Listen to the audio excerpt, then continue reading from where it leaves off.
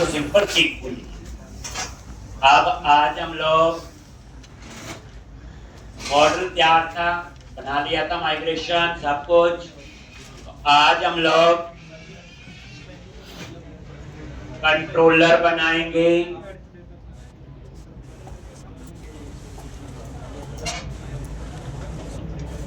ये लो जी,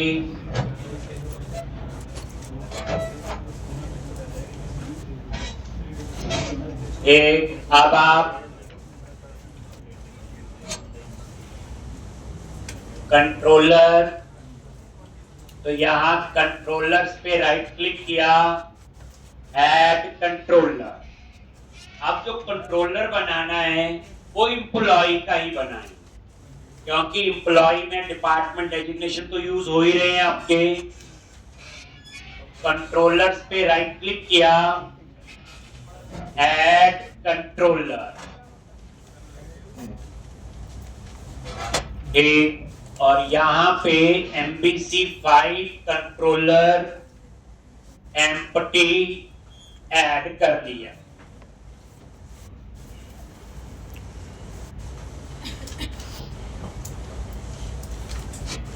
कंट्रोलर का नेम दे दिया एम्प्लॉय कंट्रोलर।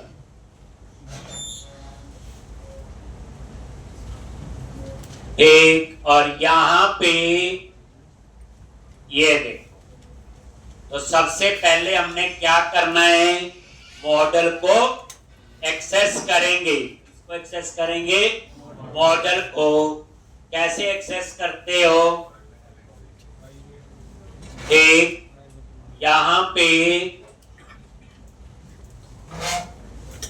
मॉडल एक्सेस करना है, तो ये एम्प्लॉय कंट्रोलर क्या लिखेंगे, प्राइवेट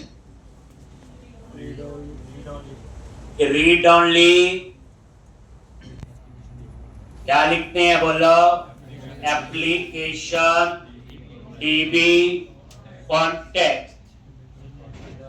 इसका नेम स्पेस इंपोर्ट कर लो,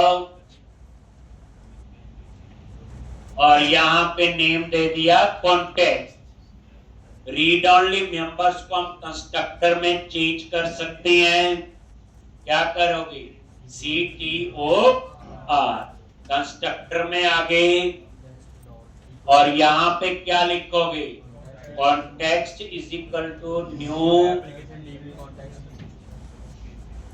आपका आगे जाके ASP.NET कोर में जब नेक्स्ट वीक में पहुंचेंगे, वहां एक नया कंसेप्ट आया, DI डिपेंडेंसी इंजेक्शन।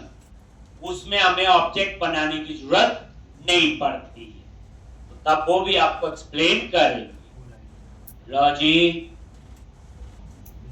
अब आपने इंडेक्स का बनाना है। तो इंडेक्स क्या है, डिस्प्ले का कोड।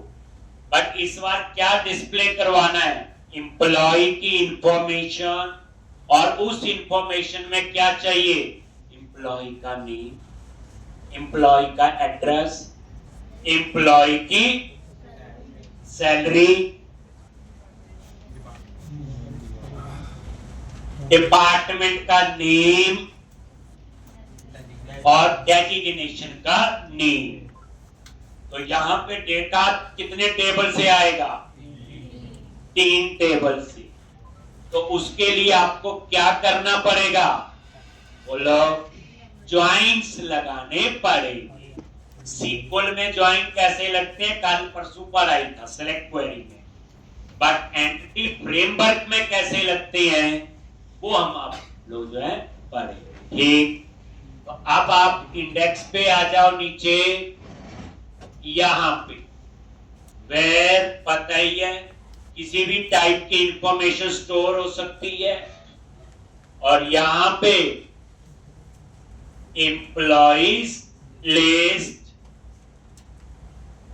एक और रिवीजन है, और डिस्प्ले का कोड है context dot employees dot to list. हम ऐसे लिखते थे, तो इसमें क्या होगा, सिर्फ एम्प्लॉय मॉडल का ही डाटा मिलेगा, अब एम्प्लॉय मॉडल में क्या है, इस पे F12 प्रेस करो, एम्प्लॉइज पे, यहां आ गई, ये किस टाइप का है, एम्प्लॉय। तो जो इसमें चीजें हैं वो ही एक्सेस कर सकता हूं, ID, name, address, salary, department ID और डेजिग्नेशन आईडी, लेकिन मैं डिपार्टमेंट नेम नहीं फेच कर सकता। उसके लिए हमें क्या लगाने हैं, बोलो, ज्वाइन।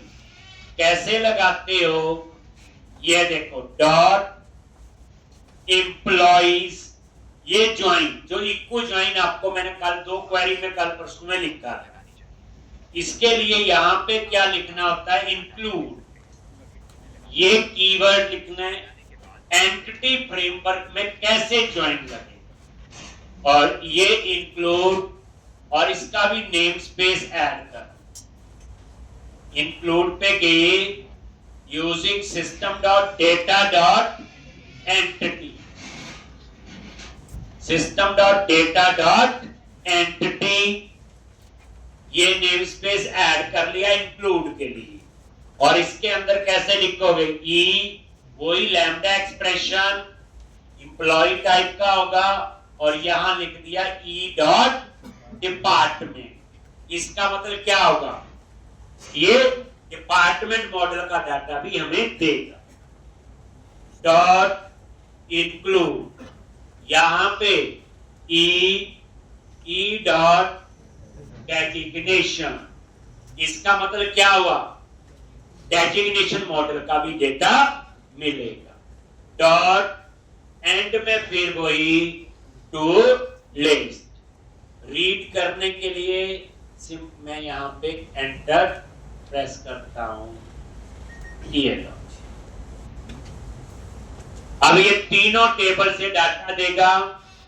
अब इसके लिए आपको ज्वाइन वो नहीं लिखना वेयर, क्योंकि इसकी कन्वेंशन ही ऐसी है कि कौन सी प्राइमरी की है और कौन सी फॉरेन, बस। और उसके बाद ये इंफॉर्मेशन कहां जाएगी, तो नई चीज सीख ली, क्या सीखी, मल्टीपल टेबल से डाटा कैसे फेच करते हैं, एंटिटी फ्रेमवर्क। एंटिटी फ्रेमवर्क जो यूज करता है वो लिंक के सिंटैक्स होते हैं, LINQ, लैंग्वेज इंटीग्रेटेड क्वेरी।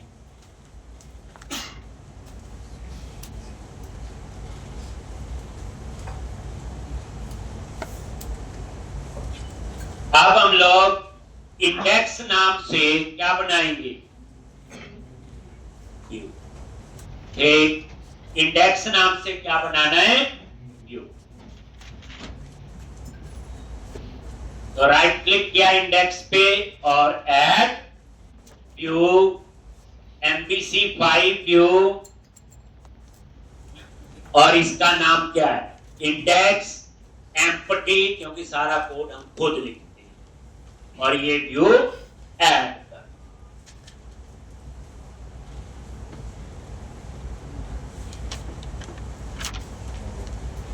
ठीक, तो ये व्यू आपका ऐड हो, क्लियर है जी, ये समझ आ गया। बस नई चीज याद रखनी, बाकी आता है, टू लिस्ट पता है, इंडेक्स पता है, रीड ओनली पता है। ठीक, अब आपको नया मिल गया जी, मल्टीपल टेबल से डाटा फेच करना हो, ज्वाइन कैसे लगते हैं एंटिटी फ्रेमवर्क, ये मैंने आपको बताया। अब आप रन करके एक बार देखोगे, मैं ऊपर मेन्यू बनाना चाहता हूं जिसमें लिखा है एम्प्लॉइज लिस्ट, एक, तो यहां पे अब देख लो, ये तीसरी बार। अब आपने क्या करना है, यहां पे ये देखो, यहां पे एम्प्लॉय लिस्ट एक मेन्यू बनाना है, और इस पे हम एक थीम भी अप्लाई करें, कर लेगी थीम। इसको मिनिमाइज ही, क्या लिखोगे, woodswatch.com, ये तो अच्छी प्रैक्टिस कर ली है, शक्लें बता रही हैं आपकी। वर्जन 3 और कौन सा थी, कौन सा,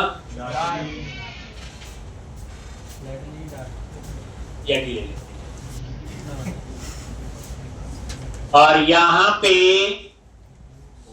bootstrap.css, ये आप ज्यूम करो आपकी कंपनी में प्रोफेशनल ग्राफिक डिजाइनर है जिसने ये थीम बनाया।